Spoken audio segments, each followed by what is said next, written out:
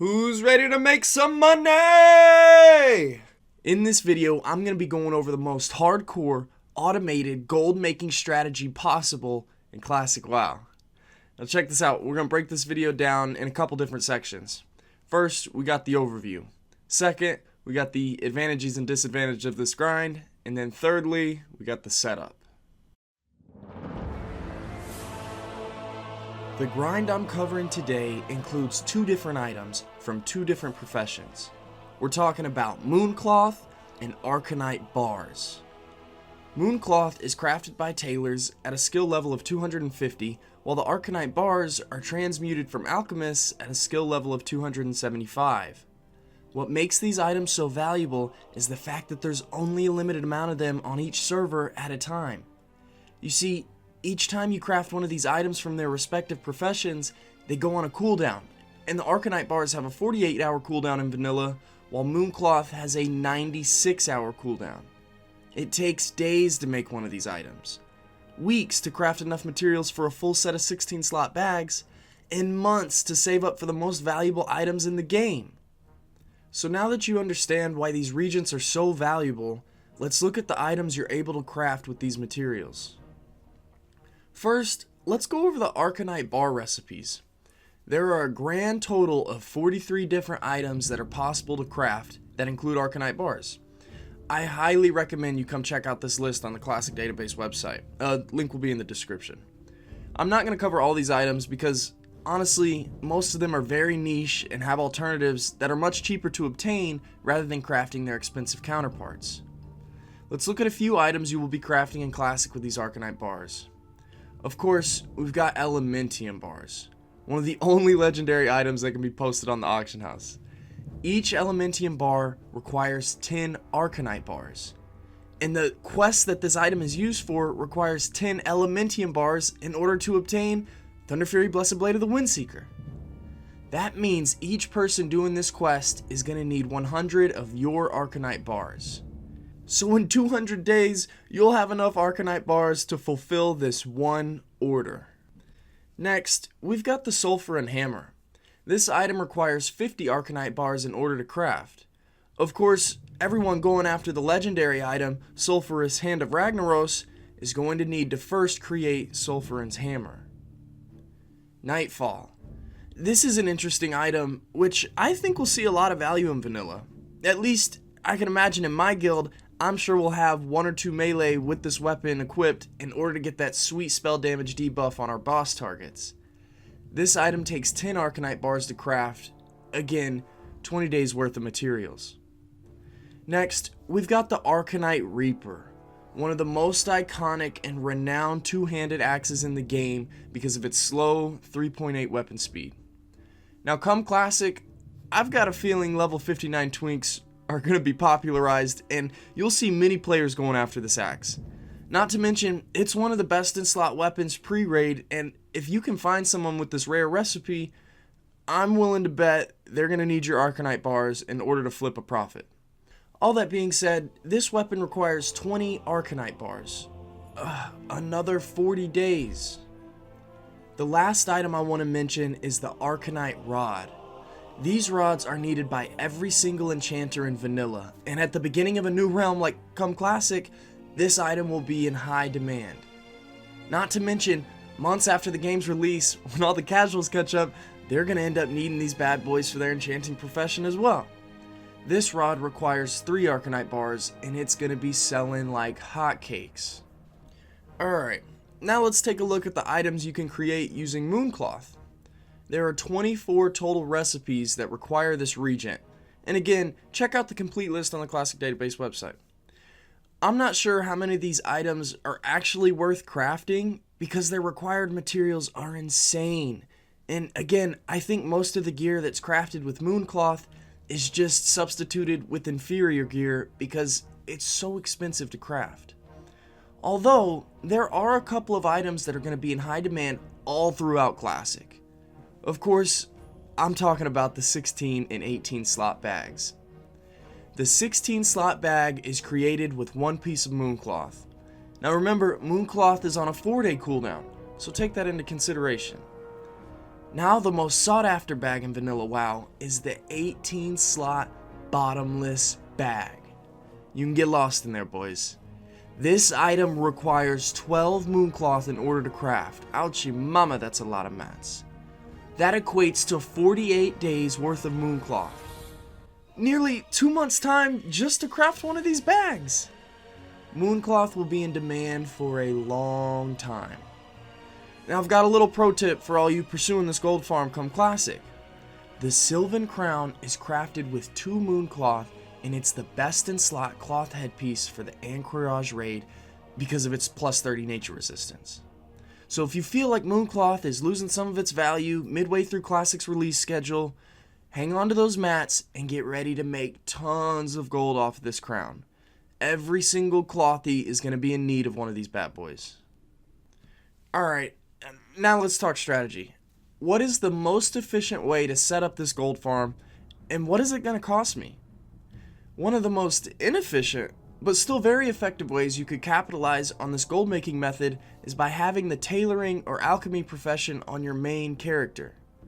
The nice thing about Mooncloth is it doesn't take a second profession to obtain the base ingredient, Fellcloth. This regent is dropped off of demons and, funny enough, sold off of an exotic vendor in Southern Winterspring, although he does have a limited quantity of 2 at a time. So this frees up your second main profession slot with whatever you'd like. Unlike the Arcanite Bar Recipe, which requires 1 thorium bar and 1 arcane crystal to craft.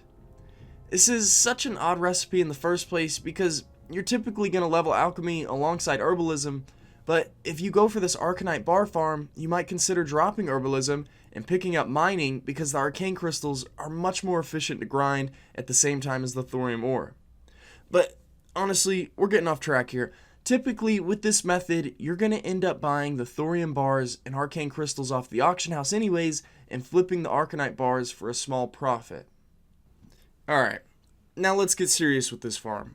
The most effective way to set this farm up is by using your alts and changing their professions to tailoring and alchemy to really maximize on those cooldowns. If you want to take it one step further, you level up your second character to level 35, the minimum level requirement to become an artisan, alchemist, and tailorer, and you get his tailoring skill to 250 and his alchemy skill to 275. These are the minimum requirements to be able to start this automated gold farm on your alternative characters.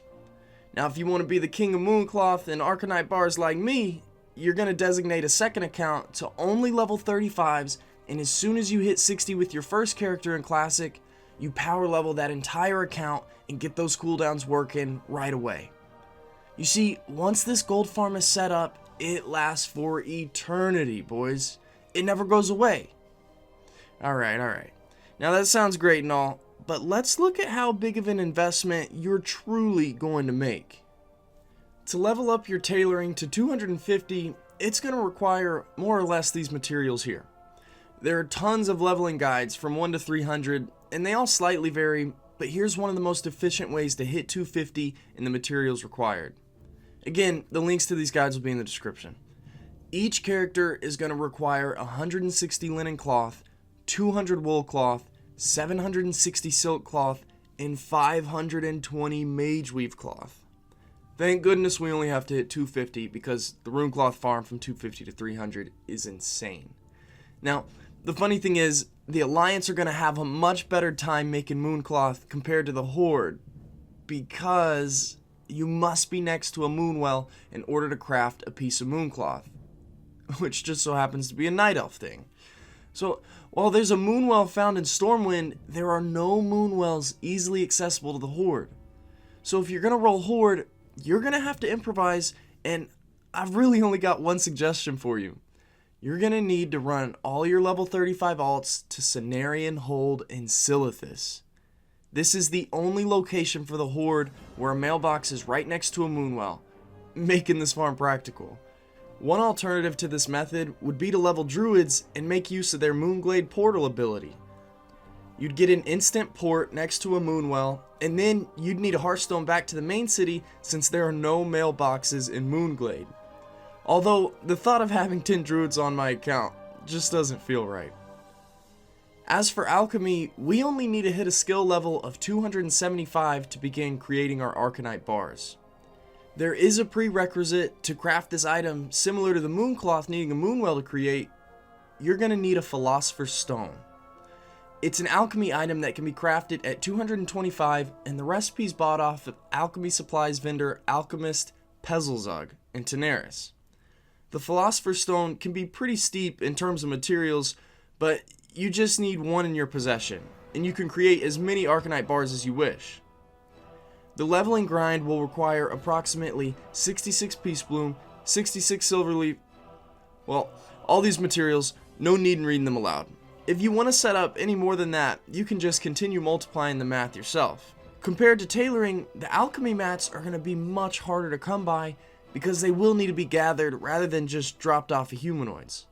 But on a fresh server, there may be so many herbalism materials, the price may be cheaper than later on down the line. Nobody really knows what the economy is going to look like on a fresh classic server though. Now of course, this method isn't just automatic.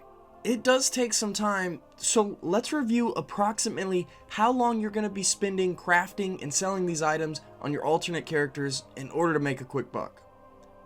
Oh my gosh, Mooncloth takes an entire minute to craft.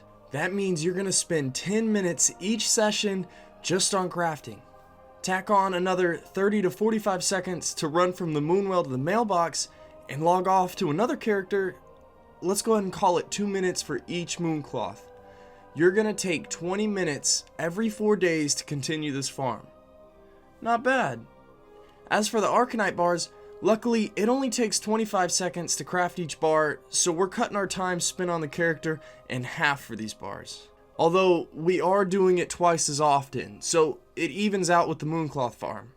So we're looking at 10 minutes every 2 days for the Arcanite bars, and 20 minutes every 4 days for the Mooncloth for the rest of your life. I'd say that's pretty stinking good. This gold making strategy is one of the oldest tricks in the book. And it's almost guaranteed as long as all you boys that just watch this video don't decide to do it come classic. But I'm not really that worried because it is a huge investment to set up. Now I'm not sure still what I'm going to do, but honestly, I hate the idea of playing the game and grinding hours a week at a time just to make some gold. I'd rather be leveling alts, doing low level dungeons, twinking, and doing in-game content rather than farming for gold. So hopefully if I do decide to do this ultimate strategy of maxing out a second account with 35s, I'll have a recurring income that will allow me to just play the game for years at a time without having to farm gold. Oh, did you happen to catch that logo in the corner of the screen? This is the brand of a website that's currently in development, and it's going to be a place where content creators can post their guides and share them with the community. Now, what's really neat about this concept is we're going to have a space to collaborate with each other, content creators in the community alike. Like oftentimes, or nearly every time, someone in the YouTube comments has a really knowledgeable piece of information that could have and should be shared with everyone else, but traditionally, their voice just ends up kind of getting lost in the crowd. And man, the possibilities are endless. And this is where it gets really exciting for you guys. Like, all of a sudden, you have a voice. Kind of like me, as an up-and-coming content creator, we can make things happen in-game because we have a community around us. Like, say, if you want to do something as small as a hide-and-seek event, this will be a platform where you can make that happen. You know, it embodies what Vanilla WoW was. Vanilla WoW was great because of the community that it created. So, check this out. That was a really rough outline on what this website's going to be. If you want to know more about it, I've got a link in the description where Cargos goes over it. He's talking with Def Camp and Melderon and some of the other founders of the website. And you'll get a greater understanding of what that's really all about. I'm really excited. I'm going to be a contributor to this movement. I'm telling you guys, Classic WoW is going to be live. It's going to be crazy. And it's only going to be cool because we're all together. I mean, have you ever played WoW by yourself? It sucks. That's all I'm saying. Yo, someone was hating on my outro. I'm working on it. Give me a break. But in the meantime, come join the Discord. If you really like me, come follow me on the gram. You can come see what I'm doing all day, every day. Anyways, graves for days. Howdy.